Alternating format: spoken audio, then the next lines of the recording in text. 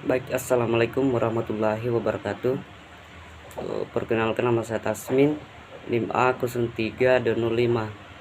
Baiklah, di sini saya akan menjelaskan mengenai hubungan agroekoteknologi dengan bioteknologi tanah. Jadi hubungannya adalah agroekoteknologi adalah suatu pembelajaran yang mencakup 3 bagian, yaitu ilmu tanah, hama, dan penyakit. Agroekoteknologi ini dapat dikatakan membahas mengenai sains dan teknologi suatu tanaman.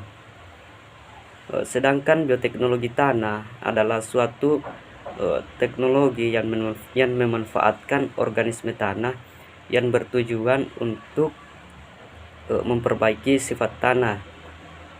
Jadi hubungan antara agroekoteknologi dengan bioteknologi tanah dapat disimpulkan bahwa dari keduanya ini sama-sama mempelajari ilmu tanah, yang mana untuk memperbaiki suatu kerusakan yang ada pada tanah tersebut.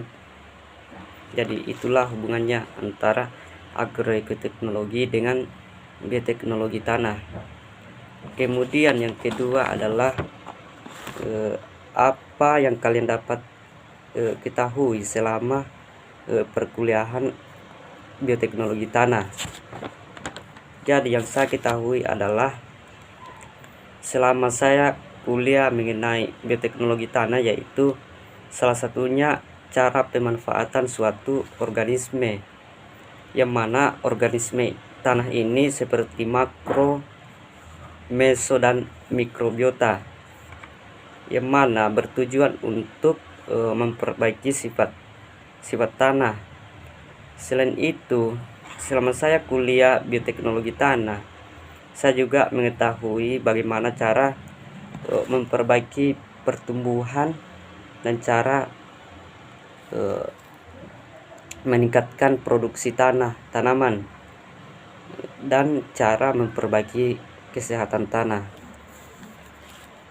Jadi itulah yang saya dapatkan selama saya perkuliahan. Kemudian yang ketiga yaitu ceritakan hubungan antara materi pertama sampai dengan pertemuan terakhir. Jadi hubungan antara materi pertemuan pertama sampai materi terakhir yaitu yang saya ketahui, yaitu pada pertemuan dosen mitra pertama yaitu membahas mengenai pengelolaan limbah organik dan peran jasad hidup dalam penyediaan hara. Dan selanjutnya untuk dosen mitra kedua yaitu membahas mengenai mikroorganisme dan organisme tanah. Dan kemudian untuk dosen mitra ketiga membahas mengenai azolla dan ganggang, dan kemudian rhizobium.